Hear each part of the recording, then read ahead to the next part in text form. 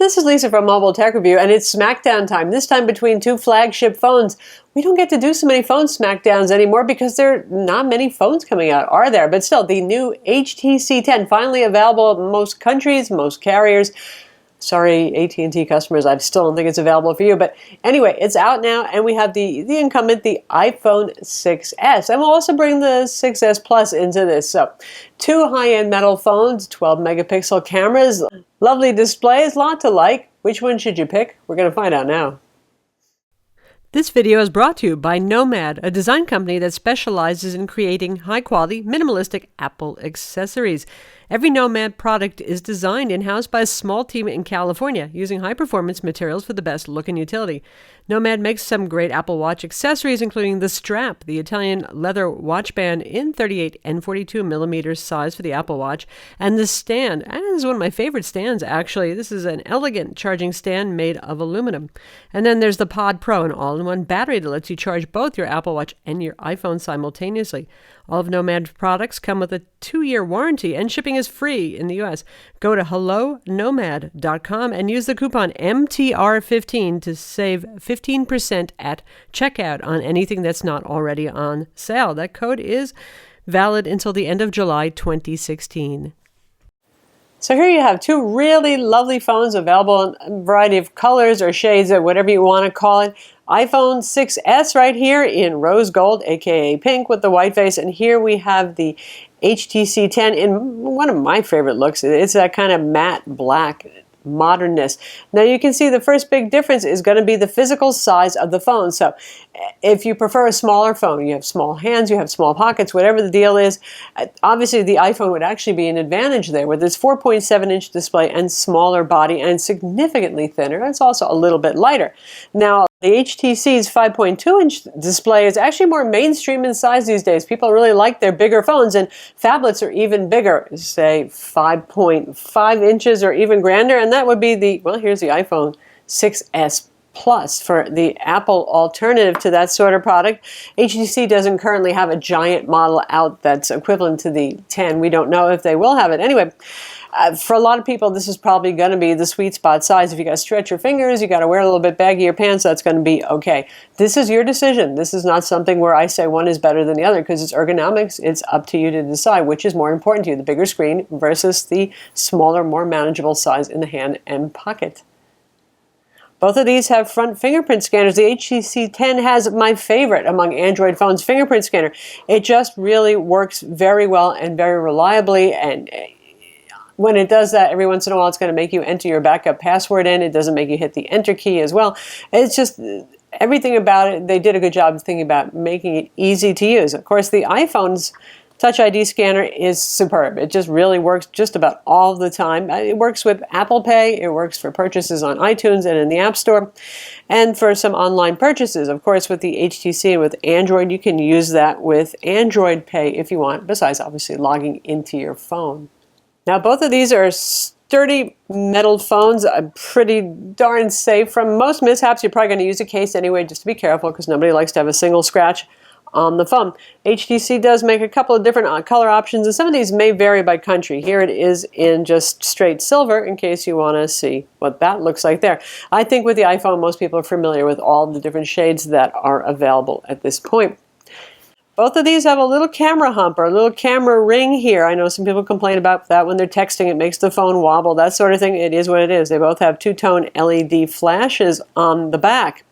Now, how about special sauce? Instead of, covering every single feature here, we're going to talk about the things that set these phones apart. For the iPhone, one of the things is 3D touch. Now, that really hasn't taken off yet so much. I haven't seen a lot of applications making genius use of the press and deep hold function, but it is certainly there. And not so much a special sauce thing, but Apple still has something of an advantage with their App Store. Not that there aren't just as many apps available on the Android store. It's the quality overall is still a bit better for the iPhone.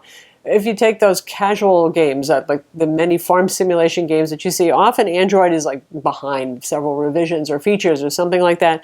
Just as a small example, the UI is more polished on the iPhone. This isn't a ding on Google or even the operating system. It's just the way the ecosystem is working out right now. Arguably also, Apple Pay is currently the more popular touchless payment system. Now that could change in the future though, but it's pretty easy to use Apple Pay just about anywhere, it seems like these days, if you want to pay using your phone instead of whipping out your credit card.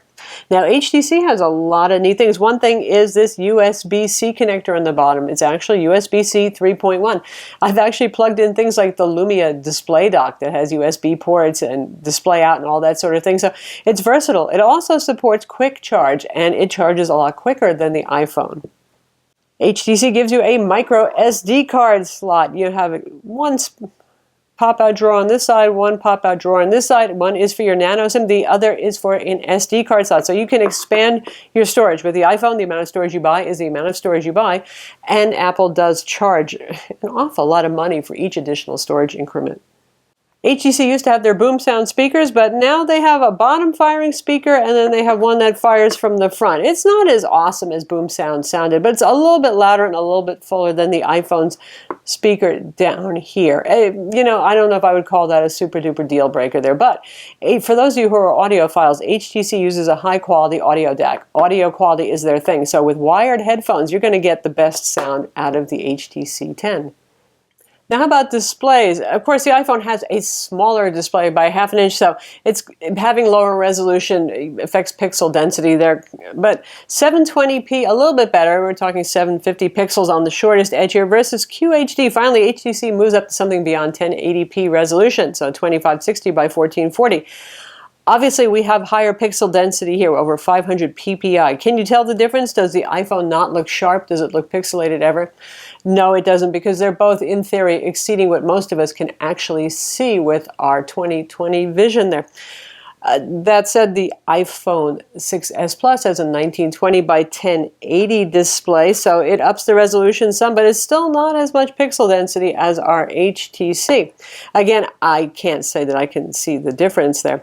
Now, one thing I will say is the iPhone does get brighter. For those of you who use it outdoors, that counts. And the viewing angles are a little bit more robust on it. Both of them have very pleasing colors, but the iPhone still has the zingier looking display in terms of contrast and colors popping. So how about cameras? Both of these have 12 megapixels cameras with enlarged pixel sensor sites, so better low light photography. The HTC has optical image stabilization on the front and the rear cameras. Now that's different. We've never seen it on the front camera before. If you want optical image stabilization on the iPhone, you're going to have to move up to the 6s Plus. Both of these can shoot 4K video. The HTC has gotten, we've had this since before it was released, and it's gotten several camera updates between pre-release and now actually being released, and it has improved, but still the iPhone is more reliable when it comes to exposure. HTC, they have improved it with the firmware, but sometimes it doesn't choose the ideal exposure, particularly outdoors. Sometimes you get a little bit overexposed, sometimes you get a little underexposed, but it's not like it screws up that often. It's just that the iPhone is just about, 100% reliable. Both of these, as you can see, have tap to focus on our little toys right there, and they have HDR modes. Honestly, either way, you're going to get a really good camera here. Now, for the front, they both have, relatively speaking, high-resolution front cameras. The HTC does have optical image stabilization, which should allow it to shoot in lower light better, but in practice, it really hasn't done a whole lot better than the iPhone 6s camera, honestly, in terms of image, noise, and sharpness in low light. They're both pretty good by today's standards.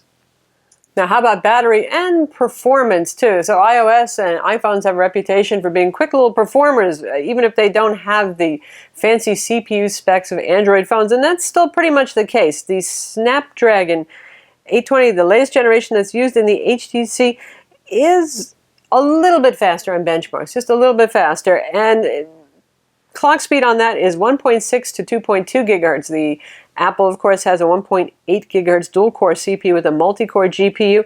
Honestly, especially because HTC has such a clean software build on there, nothing is standing in the way of its performance. They're both snappy, responsive phones they got more horsepower than you need for most of us.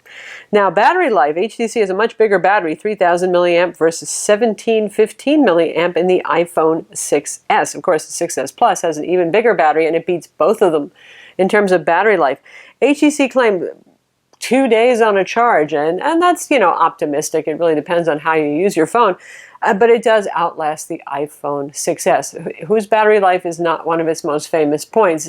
With moderate to light use, you can make it through an entire day with the iPhone 6S. With the HTC 10, you can go moderate to heavy and make it to the end of the day, unless you're playing games. If you are playing 3D games on it, boy, the battery will go down quickly. By the way, the HTC has 4 gigs of RAM versus the iPhone's 2 gigs of RAM. Again, the running different operating systems affects what that means to you. Apple has a very optimized operating system and very good memory management too, and they have great control over the hardware. They make the only models that are available. Android is a little bit more of the Wild Wild West. Many manufacturers, many different hardware configurations, different memory management technologies. So honestly, I wouldn't really say that it matters much between these two, because you are running different operating systems with different memory management schemes. And last but not least, and really the most important, and I say this in every one of our iPhone versus whatever it is Smackdowns, the operating system that you prefer, if you have a preference. And I know some of you can roll either way, and some of you are just curious about how the other half lives.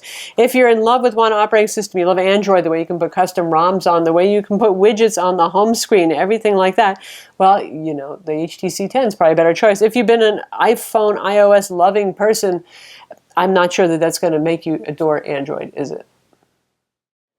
So there you have it, the HTC 10 versus the iPhone 6S, and sort of the iPhone 6S Plus as well. But either way, you're getting a fantastic phone. And like I always say, in the end, it's going to come down to whether you prefer iOS or Android. Goodness knows people are psychotically devoted to one platform or the other.